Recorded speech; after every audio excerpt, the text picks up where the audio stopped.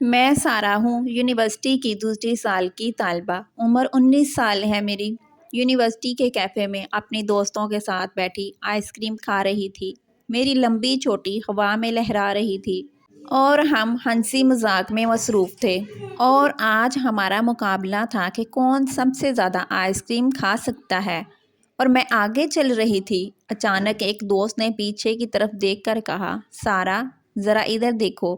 آج بھی وہی لڑکا کیفے کے کونے میں بیٹھا تھا، ہمیں دیکھ رہا تھا۔ روز آتا ہے پر یونیورسٹی کا نہیں لگتا۔ مجھے تو لگتا ہے یہ خاص طور پر تمہیں دیکھنے کے لیے آتا ہے۔ میں نے مڑ کر دیکھا، وہ ایک سمجھدار اور اچھے لباس میں ملبوس لڑکا تھا جو مجھے دیکھ کر ہلکا سا مسکرایا۔ اس کی آنکھوں میں ایک عجیب سی کشش اور جنون تھا۔ میں گھبرا کر واپس دوستوں کی طرف دیکھنے لگی، مگر دل میں ایک ہلچل سی اٹھی۔ اس کی آنکھیں واقعی بہت دلکش تھیں۔ میں نے دھیان ہٹانے کی کوشش کی اور آئس کریم کھانے میں مشغول ہو گئی۔ آئس کریم ختم کر کے دوستوں سے الوداع کہہ کر میں اپنی بس کی طرف بڑھی۔ لاشعوری طور پر میری نظر اس لڑکے پر تھی جو اب بھی کیفے میں بیٹھا تھا۔ بس چلی تو وہ بھی اپنی بائک پر پیچھے آیا، مگر کافی فاصلہ رکھ کر۔ میں گھبرا گئی کیونکہ وہ پہلے صرف دیکھتا تھا، مگر آج وہ میرا رستہ تک دیکھنے آیا تھا۔ جیسے ہی بس میرے محلے کے سامنے رکی، میں نیچے اتری۔ پیچھے دیکھا تو وہ بائک وہیں کھڑی تھی۔ وہ مجھے دیکھ کر مسکرا رہا تھا۔ نگاہوں کے ملنے سے لگتا تھا کہ وہ کچھ کہنا چاہتا ہے، مگر میں وہاں سے جلدی جلدی گھر کی طرف بھاگ گئی۔ دل اتنی تیزی سے دھڑک رہا تھا جیسے پھٹنے والا ہو۔ آج اس نے میرے محلے کا پتہ بھی جان لیا تھا۔ میں نے گھنٹی بجائی اور ہاتھ ہٹانا بھول گئی۔ شدید گرمی کی وجہ سے میری حالت خراب تھی۔ یونیفارم جسم سے چپک گیا تھا۔ وہ لڑکا اب بھی دور سے مجھے دیکھ رہا تھا۔ میں اس کی نگاہوں کو محسوس کر سکتی تھی۔ امی نے دروازہ کھولا اور فوراً پوچھ بیٹھی، بیٹی کیا بات ہے؟ اتنی گھبرائی ہوئی کیوں ہو؟ میں نے کوئی جواب نہ دیا اور جلدی سے اندر داخل ہو گئی۔ امی میرے پیچھے آئیں اور دوبارہ پوچھا، طبیعت تو ٹھیک ہے نا؟ میں نے کہا، نہیں امی، بس بہت تھکاوٹ ہے، میں آرام کر کے آتی ہوں۔ آپ کھانا لگا دیں۔ اور میں سیدھا اپنے کمرے میں آ گئی اور دروازہ بند کر لیا۔ دل اب بھی بے قابو تھا۔ اس عمر میں جب کوئی لڑکا ایسی گہری نگاہوں سے دیکھے تو دل کے تار خود بخود ہلنے لگتے ہیں۔ میری بھی کچھ ایسی ہی حالت تھی۔ جلدی سے نہایا، کپڑے بدلے تو کچھ سکون ملا، مگر اندر کی بے سکونی برقرار تھی۔ مجھے سمجھ نہیں آ رہا تھا کہ وہ کون ہے، مجھ سے کیا چاہتا ہے۔ چاہ کر بھی اس کو ذہن سے نکال نہیں پا رہی تھی میں۔ کھانا بغیر ذائقہ محسوس کیے کھایا اور واپس کمرے میں آ گئی۔ اس پورے واقعے کو فراموش کرنے کی بھرپور کوشش کی، خود کو مختلف کاموں میں الجھا لیا، مگر اگلے دن پھر وہی منظر۔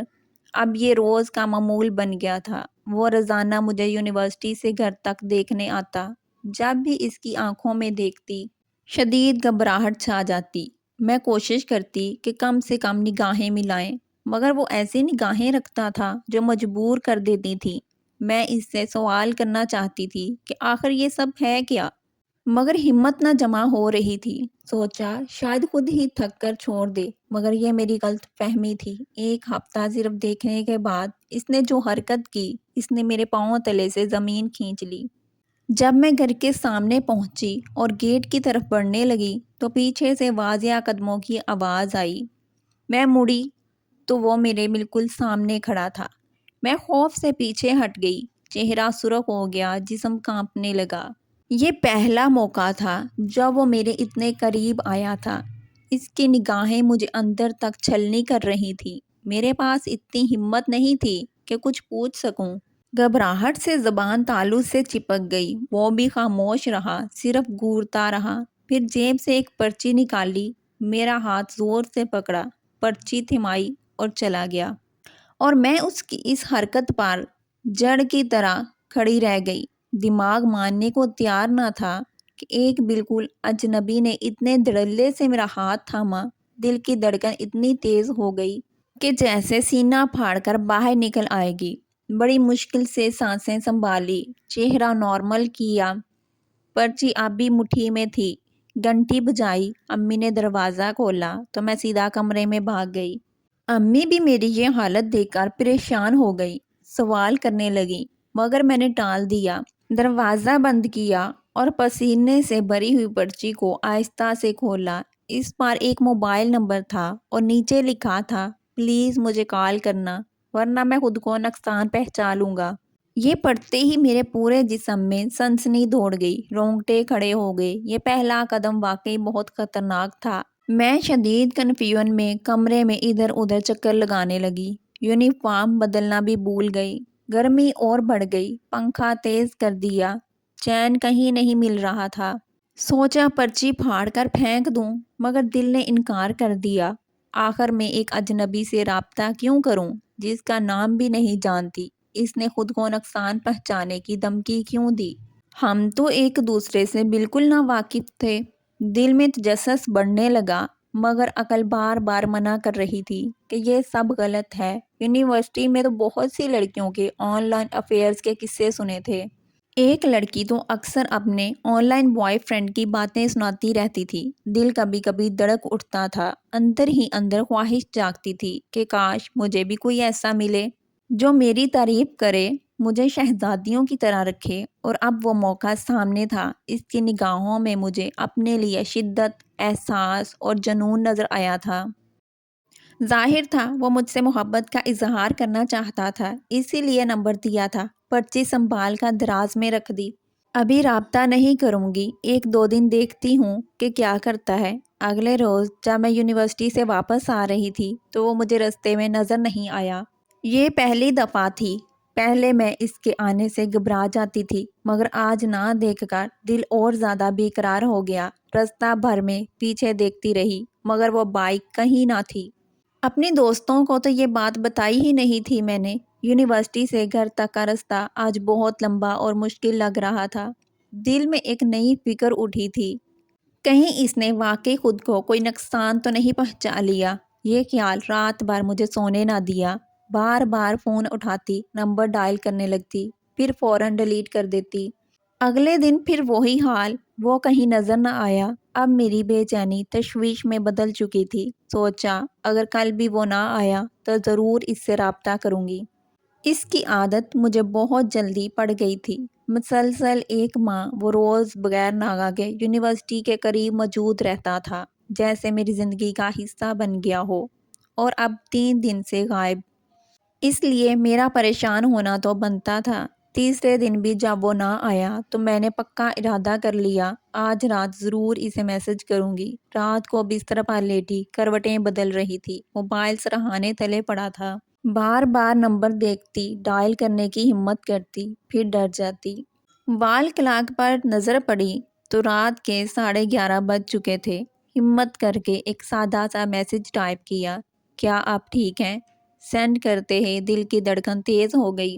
موبائل تکیے کے نیچے رکھ دیا اور دل پر ہاتھ رکھ لیا۔ اچانک موبائل وائبریٹ ہوا، دل بھی ساتھ ہی دھڑکا۔ جلدی سے اٹھایا، میسج کھولا، جواب تھا، تمہیں دیکھنے کے بعد سب کچھ بھول چکا ہوں۔